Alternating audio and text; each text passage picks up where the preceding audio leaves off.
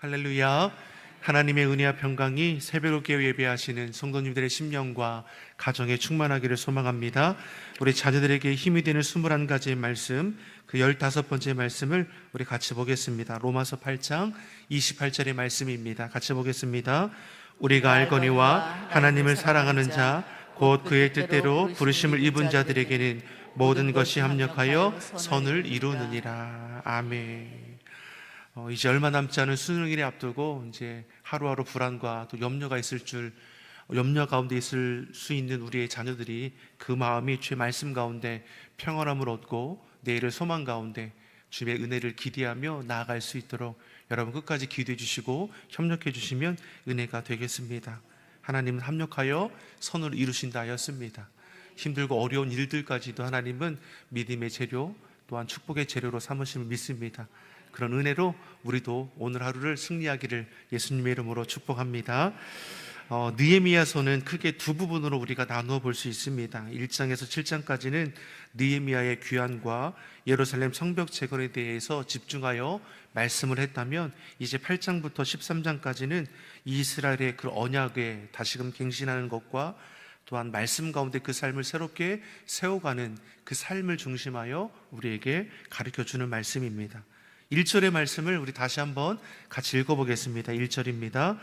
이스라엘 자손이 자기들의 성읍에 거주하였더니 일곱째 달에 이르러 모든 백성이 일제히 수문 앞 광장에 모여 학사 에스라에게 여호와께서 이스라엘에게 명령하신 모세 율법책을 가져오기를 정하매. 성벽 재건이 완료가 되고 일곱째 달에 이스라엘 자손들이 다시 모였습니다. 유다 달력으로 일곱째 달은 이제 새해를 해당하는 겁니다. 성벽 재건이 마치고 이제 새해를 맞이하는 이스라엘 백성들이 한자리에 모였다라는 것이죠. 무엇 때문에 모였습니까? 새해 첫날에 하나님의 말씀을 듣고자 하였다라는 것이죠. 여기에 에스라가 등장합니다. 에스라는 느헤미야가 3차 포로 귀환을 이끌었다면 에스라는 그에 앞서 2차 포로 귀환을 이끌었던 자이죠. 느헤미야가 성벽 재건을 이루고 대적들을 방비하며 이스라엘을 안정되게 했다면 에스라는 하나님의 말씀을 백성들에게 가르치는 영적 재건에 힘쓰게 됩니다. 이처럼 느헤미야도 에스라도 각자에게 주어진 사명을 힘써 감당하고 있는 것이죠. 서로를 존중하고 협력하여서 하나님의 뜻을 이루어가는 것입니다. 각자에게 주어진 사명, 직분의 자리는 다르지만 이것이 무엇입니까? 비교할 것이 아닌 것이죠. 서로가 주어진 사명의 자리에서 협력함을 통해서 하나님의 뜻을 이루어가는 것입니다. 우리도 마찬가지 아니겠습니까? 내게 주신 사명, 직분의 자리를 나 홀로 감당하는 것이 아니라 동역자를 붙여주지 않으셨습니까? 서로 청지기 의식, 동역자 의식을 가지고 협력함으로 주의 몸된 교회를, 하나님의 나라를 이루어가는 우리 모두가 되기를 예수님의 이름으로 축원합니다. 이스라엘 자손들이 52일 만이라는 그 단기간에 대적들의 집요한 방해 공작이 있었음에도 불구하고 성벽 재건을 완성했습니다. 놀라운 역사를 이룬 것이죠. 성벽 재건이 완료되었다고 해서 이제 모든 일이 끝난 것입니까? 실상은 이제부터가 시작인 겁니다. 외적으로부터 대적들로부터 방어할 수 있는 최소한을 이제 갖추게 된 것이죠. 이제는 본격적으로 내실을 다짐을 통해서 이전의 영광을 회복해야 할 것입니다. 자, 그런데 52일 만에 힘써 공사에 집중하니 어떻습니까? 몸도 마음도 지치는 것이 당연할 수 있습니다. 자, 그럼에도 제일 먼저 이들이 한 것이 무엇입니까? 에스라를 통해서 하나님의 말씀을 듣고자 했습니다. 5절과 6절의 말씀입니다. 5절, 6절 같이 보겠습니다. 에스라가 모든 백성 위에 서서 그들 목전에 책을 펴니 책을 펼 때에 모든 백성이 일어서니라. 에스라가 위대하신 하나님 여호와를 성축하며 모든 백성이 손을 들고 아멘 아멘 하고 응답하고 몸을 굽혀 얼굴을 땅에 대고 여호와께 경배하니라. 아멘. 에스라가 하나님의 율법책을 펼 때에 모든 백성들이 어떻게 합니까? 일어섰습니다. 자, 이제 완공을 마치고 이제 새해를 맞이하는 때에 이들이 다 에스라한테 모여든 거죠. 모인 이유가 무엇입니까? 하나님의 율법, 말씀을 듣기를 원했습니다. 에스라가 하나님의 율법책을 펼 때 모든 백성이 일제히 일어섰습니다. 다시 말해 두렵고 떨림으로 내게 주신 하나님의 말씀으로 백성이 듣겠다라는 것이죠. 하나님 앞에 일어서서 듣기를 원합니다. 하나님을 찬양할 때는 어떠합니까? 함께 손을 들고 아멘, 아멘으로 응답하며 몸을 굽혀 얼굴을 땅에 대고 경배했습니다. 하나님을 향한 경외함을 우리는 이 구절을 통해서 알 수 있습니다. 하나님의 말씀을 들을 때도, 하나님을 찬양할 때도 허투루하지 않는 것이죠.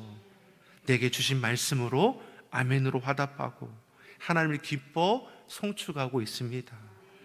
또 6절의 말씀을 보니까 에스라가 하나님을 위대하신 분이라 고백하죠. 광대하신 분, 그 무엇과도 비교할 수 없는 크고 위대하신 하나님이라 선언합니다. 찬양과 영광과 존귀를 받으시기에 합당하신 하나님이시죠.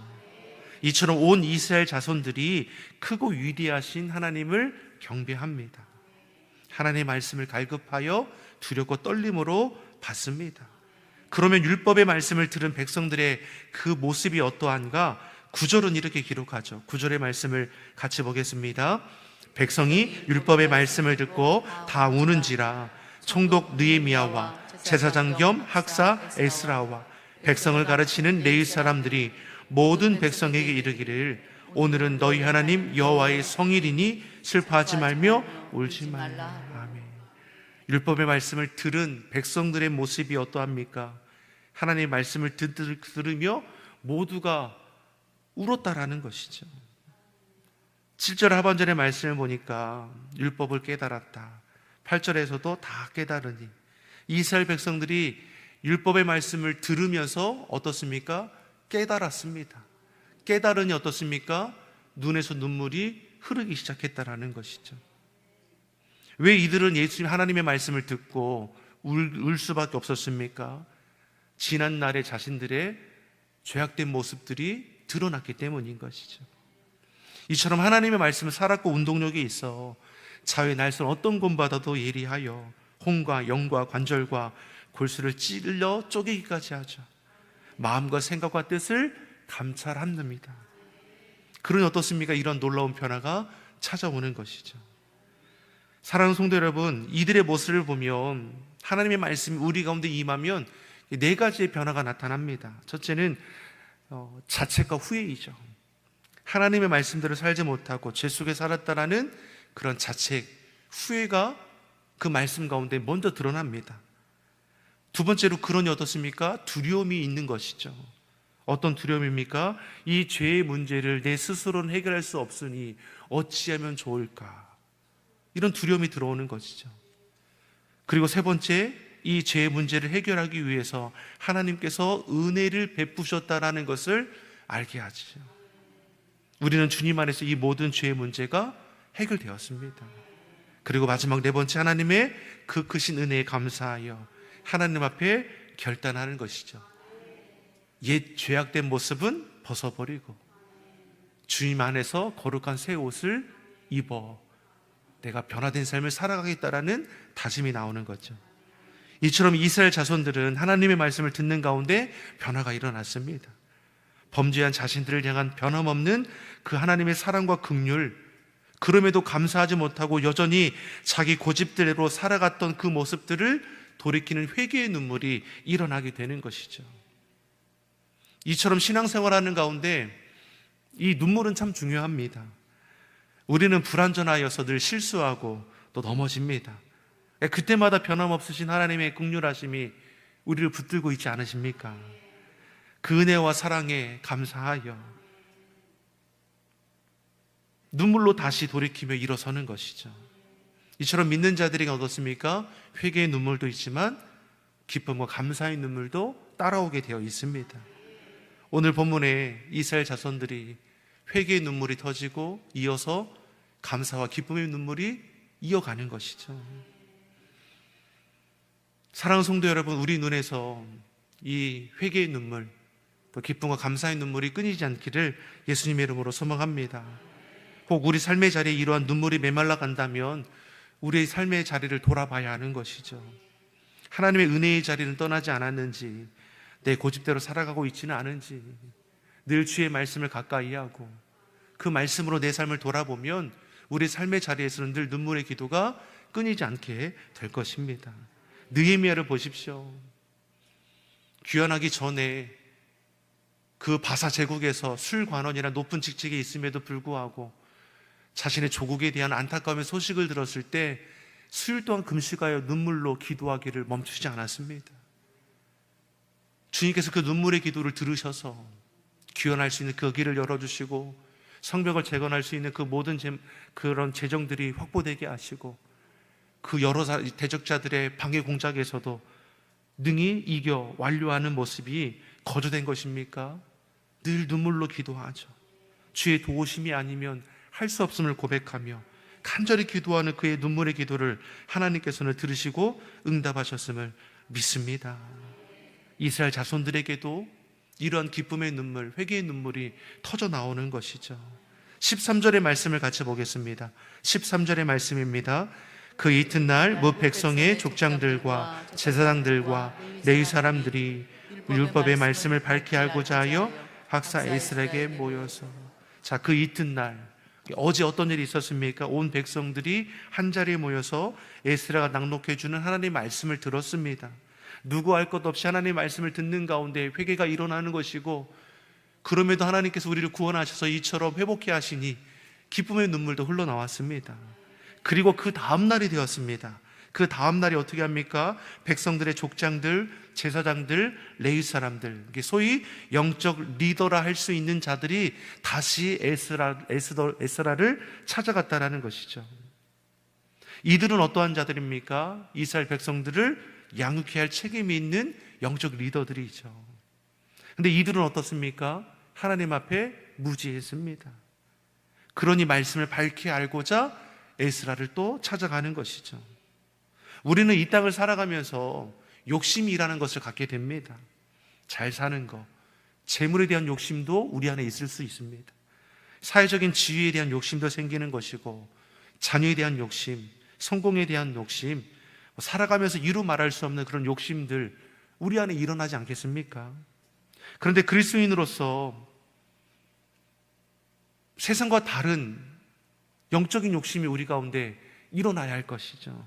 예배에 대한 욕심, 말씀에 대한 욕심, 전혀 생각해보지 않은 욕심이죠.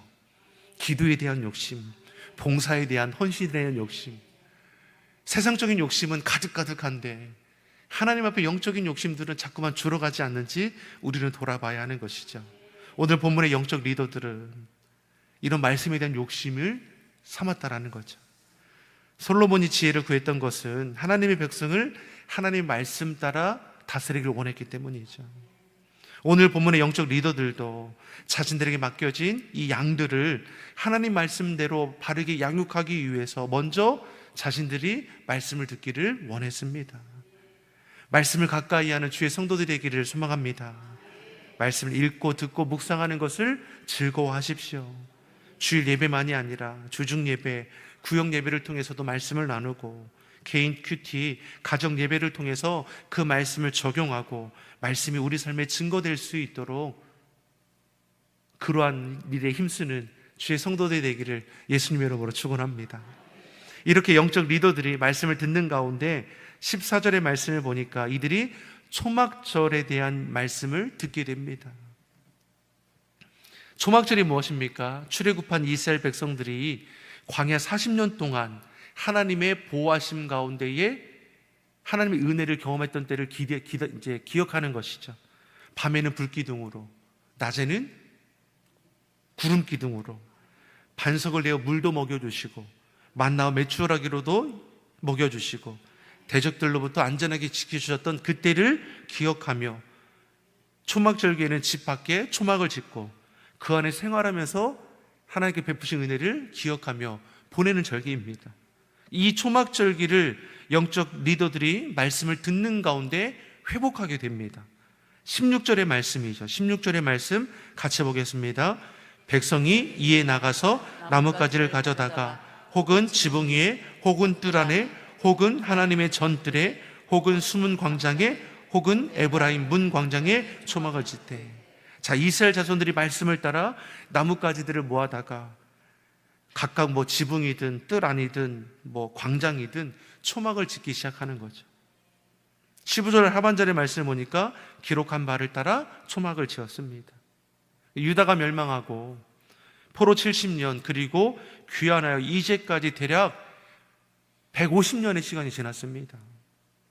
이들은 그 시간 동안의 절기를 지키지 못했습니다. 본문 하반절에 보니까 여호수아 이때 이후부터 초막절기가 지키지 않았다고 하니 얼마나 많은 시간 동안 잊혀있던 절기를 회복하게 되는지를 알 수 있는 것이죠. 사랑하는 성도 여러분, 이러한 절기를 지키게 된 계기가 어떻게 됩니까? 하나님의 말씀을 듣는 가운데입니다. 시작은 무엇입니까? 들어야 합니다.